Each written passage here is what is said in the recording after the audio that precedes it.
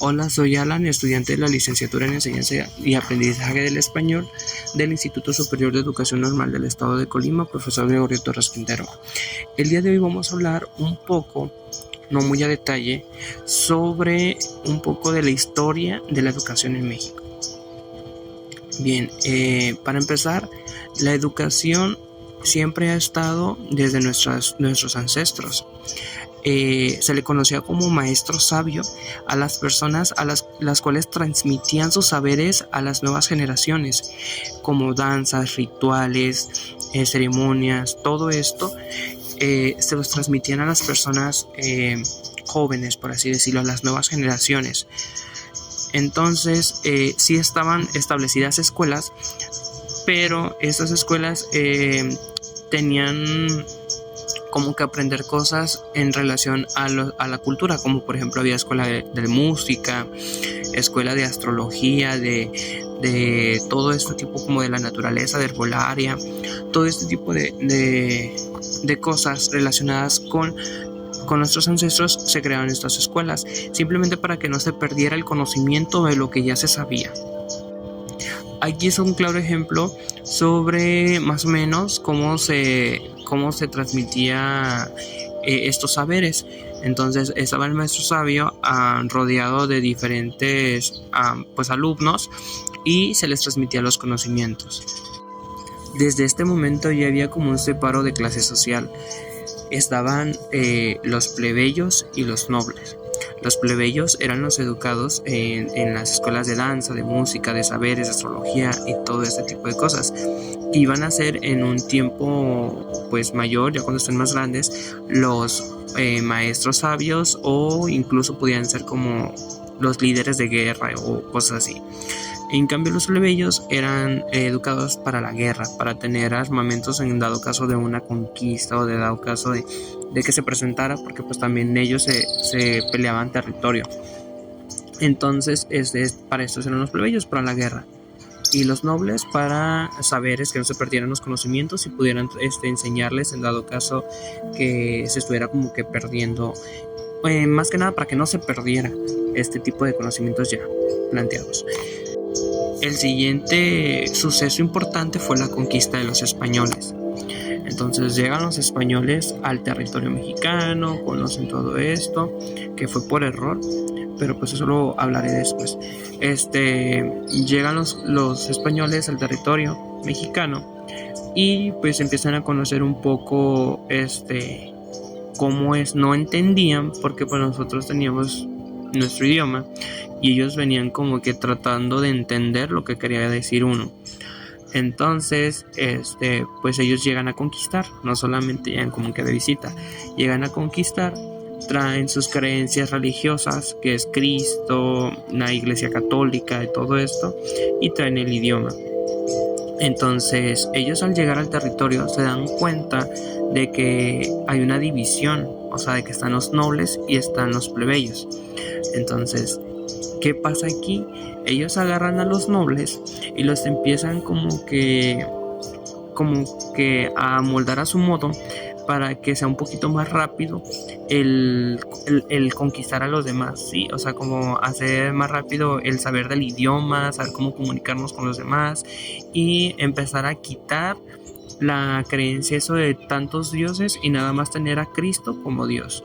Entonces, esto es una gran conquista. También después de este suceso, pues se elimina esto de tener a diferentes dioses y se crea un solo Dios.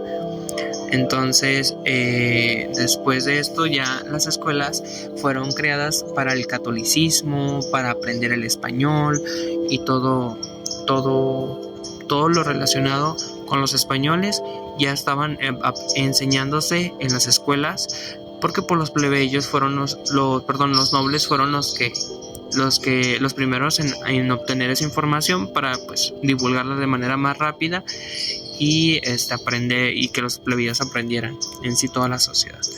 Después de esto ya estaban también lo que conocemos como conventos y todo esto, en el cual sí se transmitían saberes, pero también se transmitían con lo religioso de la religión católica.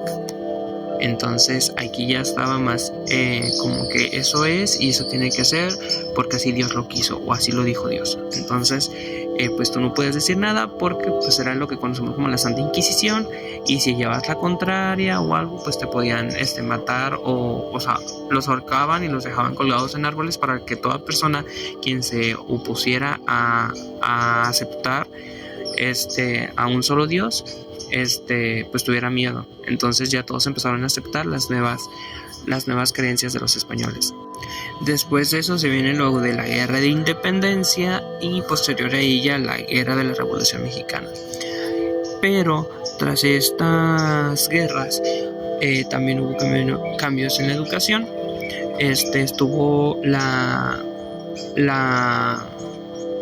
escuela lancastellana, en la cual solamente había un maestro para muchos estudiantes. Entonces todavía se agarraban a los mejores alumnos.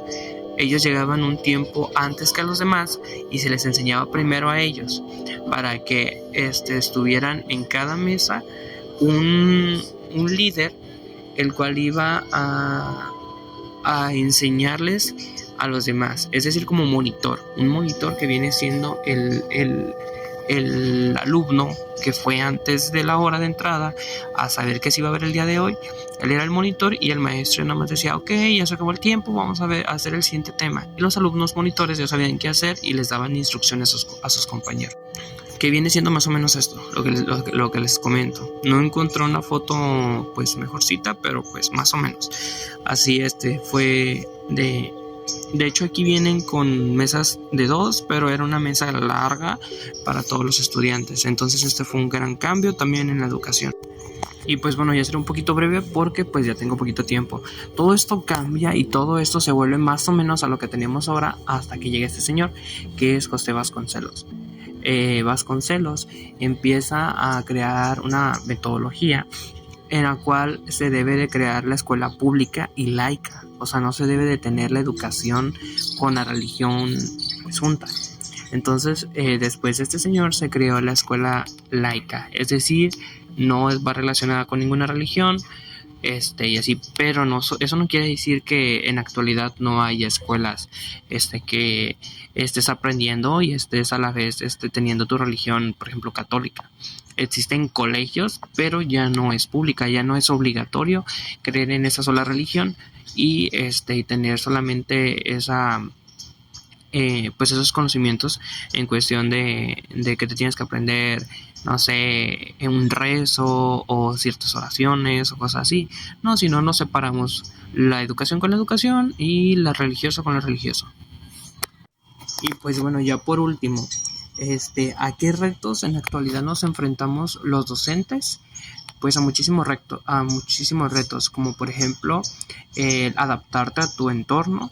Si te toca estar trabajando en una escuela rural, adaptarte a lo que tiene la escuela, y si la escuela donde uno trabaja es muy avanzada tecnológicamente, pues adaptarse también a la tecnología, ir más avanzados un poco para poder transmitirle a los estudiantes ciertas nuevas herramientas que pueden utilizar y facilitar el aprendizaje para ellos. Entonces, sí hay muchos retos en que se enfrenta el docente, y pues más que nada es esto: adaptarnos al entorno, a la sociedad en la cual se trabaja alrededor de la escuela, ver las creencias. Si tú no crees en eso, pues hay que adaptarte porque pues es la creencia que tienen los alumnos y pues tenemos que trabajar con ello, ¿verdad?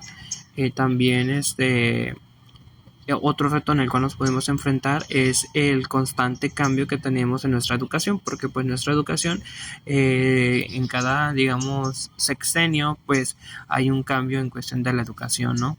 Entonces, la reforma que hizo López Obrador, la reforma que hizo Enrique Peña Nieto, porque pues tienen acceso a la educación y pues cada quien llega con que esto va a funcionar y lo hacen. ¿Y qué es lo que hacen en el maestro? O hay que talleres y todo esto para entender la nueva reforma duran 6 años, no se maneja como tal, y otra reforma y otro cambio. Entonces, pues es un gran reto en el cual nos enfrentamos los docentes. Bueno, pues hasta aquí mi tiempo porque pues ya nada me quedan 5 segundos. Muchas gracias y hasta la próxima.